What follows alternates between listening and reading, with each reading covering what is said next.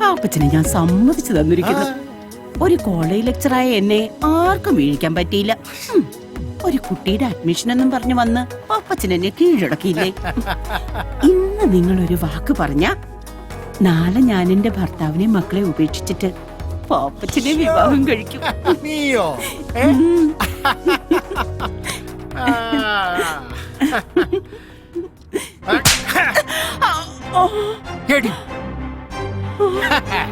കൊള്ളാം.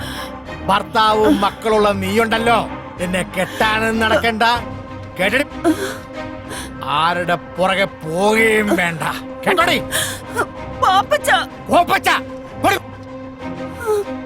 അവളുടെ ഒരു ശൃംഗാരം.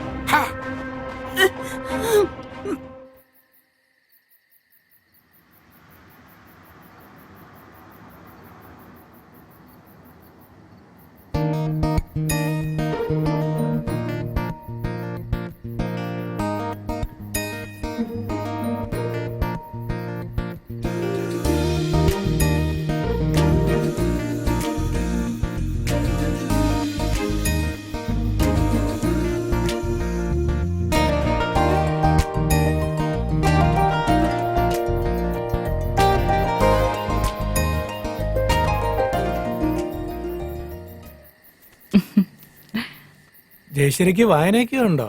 ഇത്തിരി വായനയൊക്കെ ഉണ്ട്. വായിക്കാൻ വല്ലതും ഉണ്ടോ എന്ന് അമ്മാവനോട് ചോദിച്ചപ്പോ MD-യുടെ നാലുകെട്ടും ചന്തുമേനന്റെ ഇന്ത്യയിലേക്കാ തന്നത്. അമ്മാവന് വായനയും കുറച്ച് ഗ്രന്ഥശേഖരണവും ഉണ്ട്.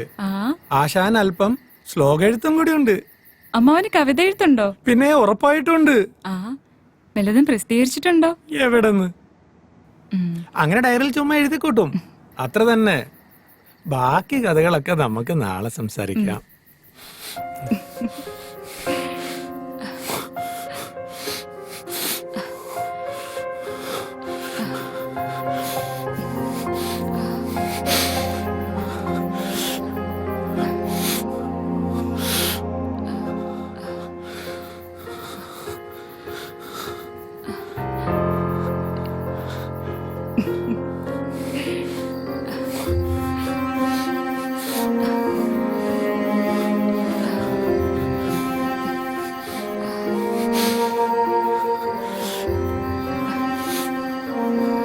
എന്താ?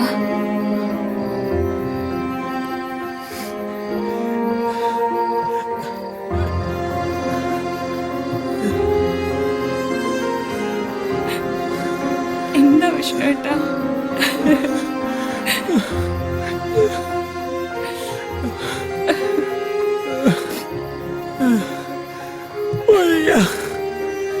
ശരീരം തളരുന്ന പോലെ.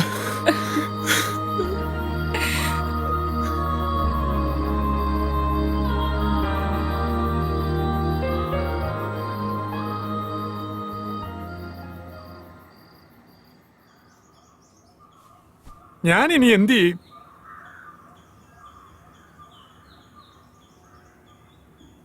അവളുടെ മുഖത്ത് നോക്കാൻ എനിക്ക് ഭയം തോന്നുന്നു. എന്തോ നഷ്ടപ്പെട്ടതുപോലെ, എല്ലാം കൈവിട്ടതുപോലെ. എടാ, നീ ഇങ്ങനെ നിരാശനായാലോ?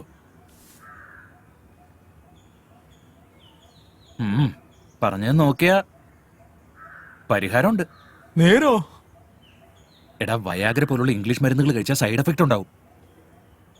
അതുകൊണ്ട് നമുക്ക് ആയുർവേദം കഴിച്ചാലോ? അതാവുമ്പോ സൈഡ് എഫക്റ്റ് ഇല്ലല്ലോ. അതിന് പറ്റിയൊരു വൈദ്യനുണ്ട്, ഒന്ന് ട്രൈ ചെയ്തല്ലോ. അയാൾ എവിടെയുണ്ട്? അത് കോട്ടയത്തിനടുത്ത് ചൂട്ടുവേലി എന്നൊരു ഗ്രാമത്തിൽ. ചൂട്ടുവേലിയോ? എടാ, അവിടെയാണ് പഴയ സിനിമാ നടൻ ജോസ് പ്രകാശ് ജനിച്ചു വളർന്നത്. ആ വൈദ്യന്റെ പേര് PS ശാന്താമണി. ഈ കാര്യത്തിലൊക്കെ പുള്ളി ബെസ്റ്റാ. എങ്കിൽ നമുക്ക് ഇപ്പൊ തന്നെ അങ്ങോട്ട് പോവാം. എന്നാ പോ.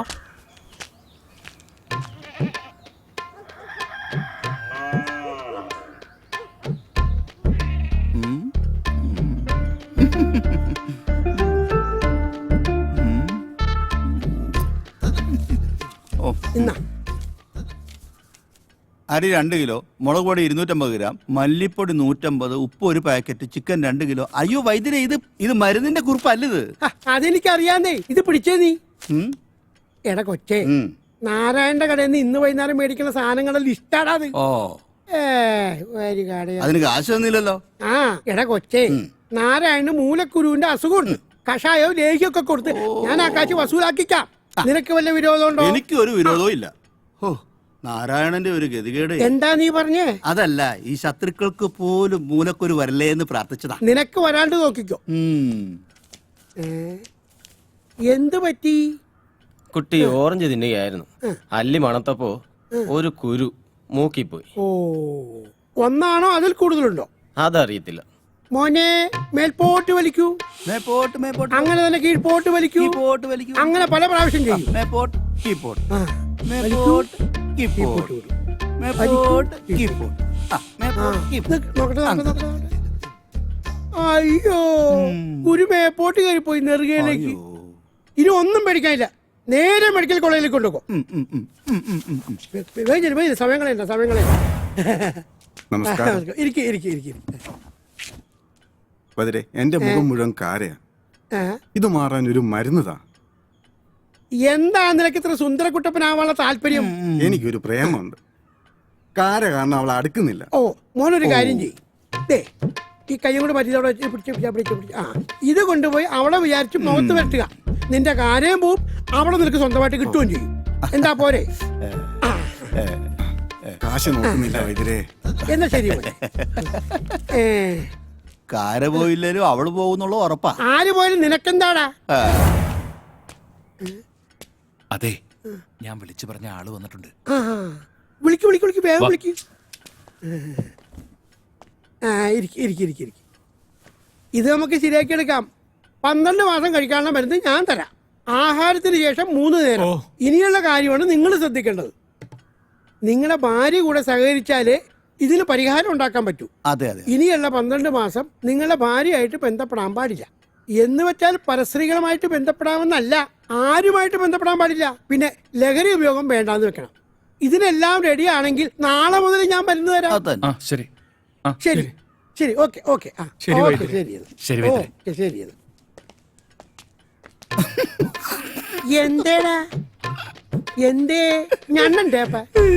എടാ ഞണ്ണുണ്ട്. എടാ കൊച്ചേ, നീ അകത്ത് പോയിട്ട് ആ വിപ്ലവാശം എടുത്തോണ്ട് വാ.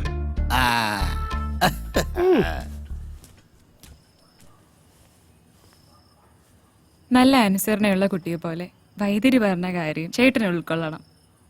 ചേട്ടന് സങ്കടമാണെന്ന് എനിക്കറിയാം. നമ്മൾ തുല്യ ദുഃഖിതരല്ലേ? എങ്കിൽ നാളെ തന്നെ ഞാൻ ബോംബെക്ക് പോകുന്നു.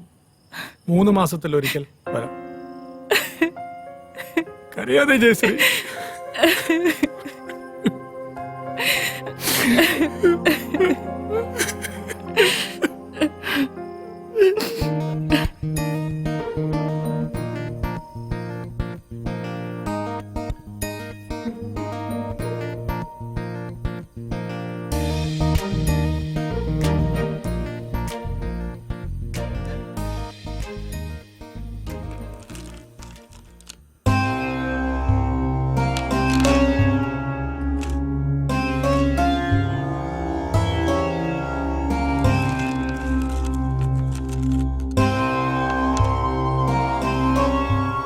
നാളെ കാണാൻ പോകുന്ന പെൺകുട്ടിയുടെ പേരെന്താന്നാ പറഞ്ഞേ? ജയശ്രീ തമ്പുരാട്ടി, നിലമ്പൂർ തിരുവല്ലം കോവിലകം. ഒരു മുജ്ജന്മ ബന്ധം കാണുന്നു. മുജ്ജന്മ ബന്ധം? ആ, മുജ്ജന്മ ബന്ധം. അതിൽ ഭയപ്പെടേണ്ട കാര്യമില്ല. കൂടുമാറ്റം എന്ന് പറയും. കണക്കിൽ അത്രയ്ക്കൊരു സൂചന കാണുന്നു. അതൊന്ന് സൂചിപ്പിച്ചെന്നേ ഉള്ളൂ. അതിന് ദോഷം വല്ലതും? ദോഷമുണ്ട്, അതിന് പ്രതിവിധിയുമുണ്ട്. വിഷ്ണുവിന്റെയും ഭദ്രന്റെയും പേരിൽ ഒരു ഹോമം നടത്തണം. ദോഷങ്ങളെല്ലാം മാറും. എങ്കിലും സൂക്ഷിക്കണം. ബേസിക്കലി ഞങ്ങൾ ആലപ്പുഴക്കാരാ. ജെസ്സിയുടെ മമ്മ നേരത്തെ പോയി. ഇവളുടെ 5ാമത്തെ വയസ്സിൽ. വിഷ്ണുവിന്റെ ഡേറ്റ് ഓഫ് ബർത്ത് എന്നാ? 1990 ഓഗസ്റ്റ് 5. ജയശ്രീയുടെ date of birth 1993 December 23 5 PM. 5 PM. എൻ്റെ ജെസ്സി മരിച്ച അതേ ദിവസം, അതേ സമയം. ഇവൾ എൻ്റെ ജെസ്സിയാണോ?